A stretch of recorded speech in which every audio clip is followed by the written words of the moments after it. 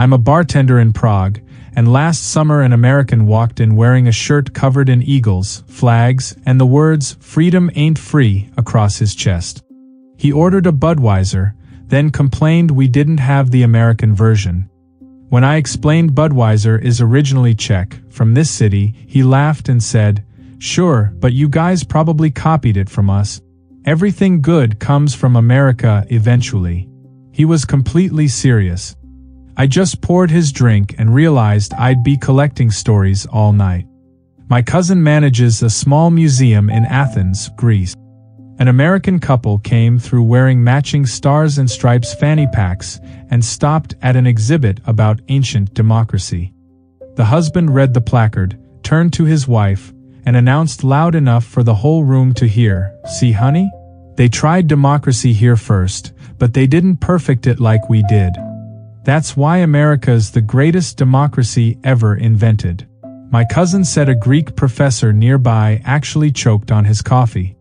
The American noticed people staring and smiled, assuming they agreed. He gave everyone a thumbs up and said, "You're welcome," then walked out. Nobody knew what he thought they should be thanking him for. I work at a ski resort in Innsbruck, Austria, and one morning an American family showed up for lessons. The father was wearing a jacket with an enormous flag patch on the back. During the safety briefing, our instructor mentioned that alpine skiing originated in these mountains centuries ago. The dad interrupted with, "That's cool, but Americans basically invented modern skiing. We took your old version and made it actually fun." Our instructor, who'd been skiing since age 3 and had 2 Olympic medals at home, just stared. He asked the man which American invented skiing. The dad said, "I don't know his name, but it was definitely an American. We're really good at taking things and making them better. It's kind of our thing." He said this on an Austrian mountain to an Austrian Olympian. We still talk about it during training sessions. I'm a tour guide in Edinburgh, Scotland, and last spring I led a group through the Royal Mile. An American gentleman interrupted my explanation of Scottish clans to inform everyone that the clan system was actually inspired by American families. The Scots saw how we organized ourselves back home and copied it. I paused, trying to figure out how to politely explain that Scottish clans existed for 1,000 years before the United States was even a concept. Before I could respond, he elaborated that his great-great-grandfather was Scottish, so he knew all about it. He then asked if we'd named Edinburgh after Pittsburgh.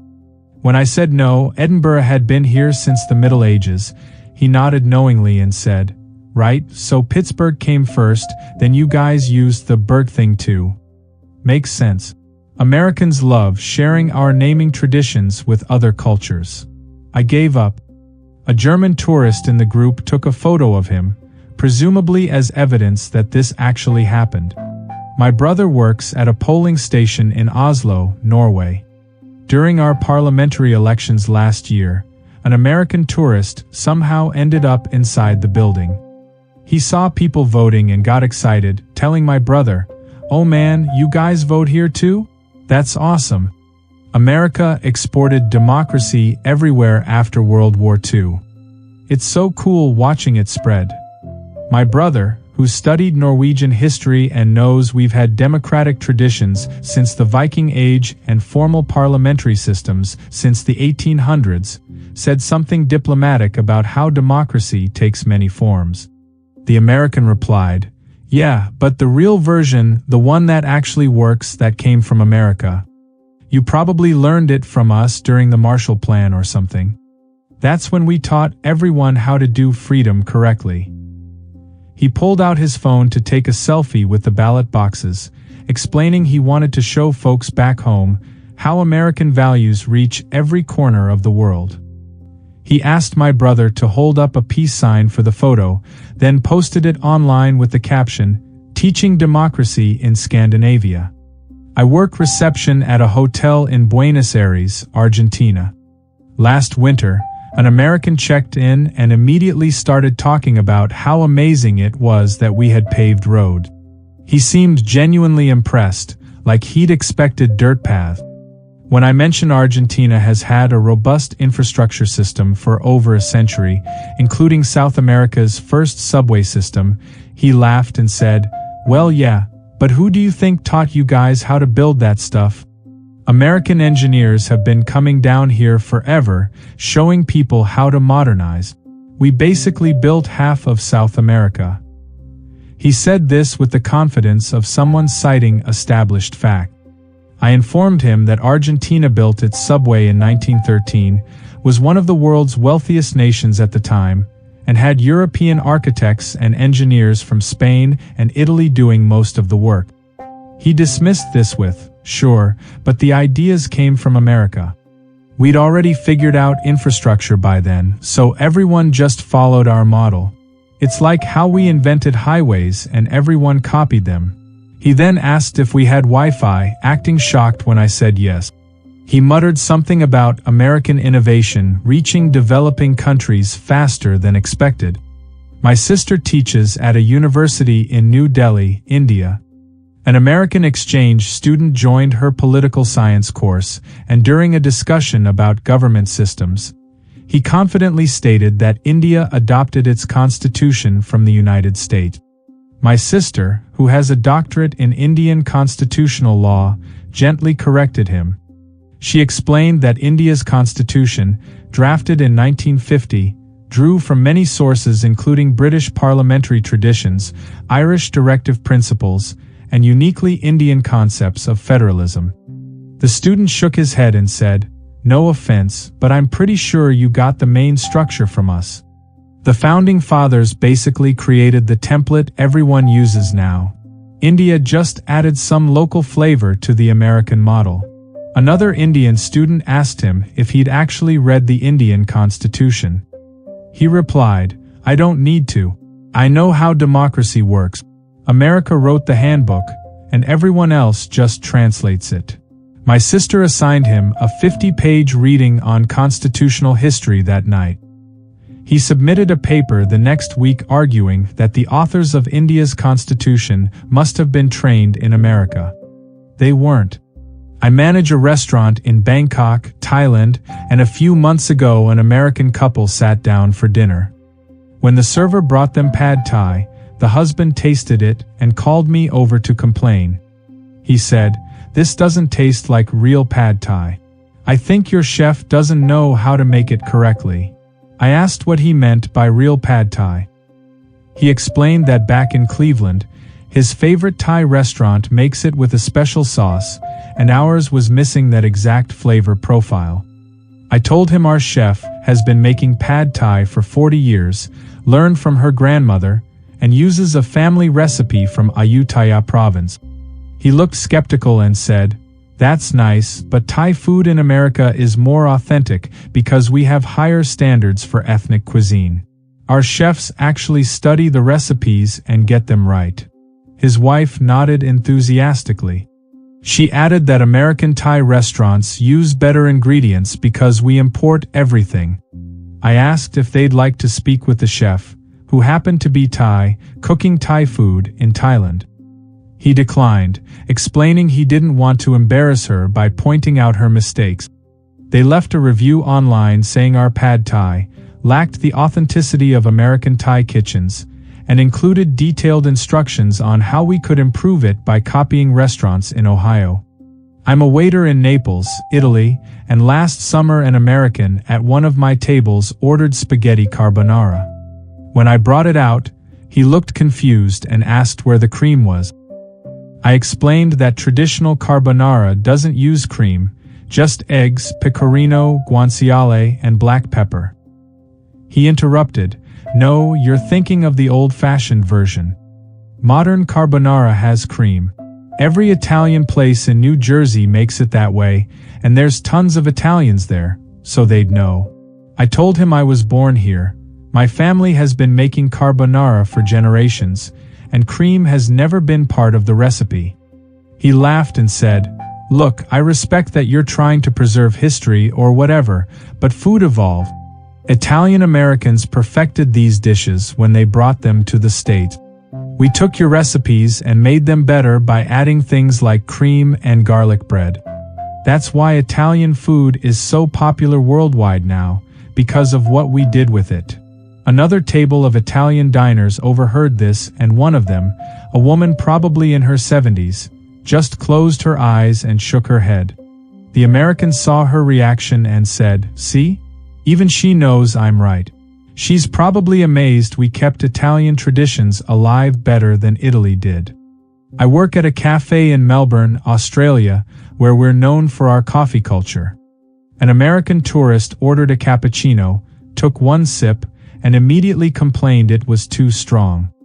I offered to make it weaker, but he said, "No, just make it like a normal cappuccino, like how Starbucks does it." They're from Seattle, so they invented proper coffee culture. Whatever you're doing here is some weird local variation. I explained that Melbourne's coffee culture is internationally recognized and actually predates Starbucks' widespread influence. He shook his head and said, "That doesn't make sense. Americans pioneered specialty coffee in the 90s. Before that, everyone just drank instant or whatever. Starbucks taught the world how to appreciate quality coffee." I pointed out that Italian espresso culture has existed for a century and Australia's cafe scene has been thriving since the 1950s with Italian and Greek immigrants. He dismissed this with, "Yeah, but they didn't have the sophisticated systems Americans developed. We trademarked terms like frappuccino and created the whole ambience of modern coffee shop. Everyone else just copied that model." He then asked if we had caramel drizzle. When I said no, he nodded like this confirmed his suspicions about our coffee being less advanced. My uncle runs a bakery in Lyon, France, famous for our croissants and pastries. An American came in, studied the display case, and announced, "You should really offer muffins and bagels. That's what people want for breakfast now." My uncle politely said we focus on traditional French pastries. The American responded, "I get that, but breakfast pastries were kind of perfected in America. We took the European concept and made it more practical. Like, croissants are nice, but they're not really a meal. You need something with more substance, which is why American bakeries started making bigger portions and adding protein options. You could really expand your business if you modernized the menu." He suggested we add cinnamon rolls, explaining that while we might have pain aux raisins, cinnamon rolls were the superior version because Americans scaled them up and added frosting. My uncle asked if he'd like to try one of our croissants.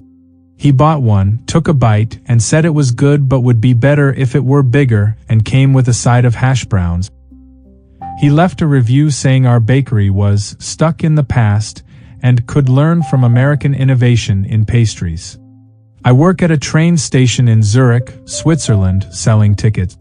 An American approached my counter and asked what time the train to Geneva left.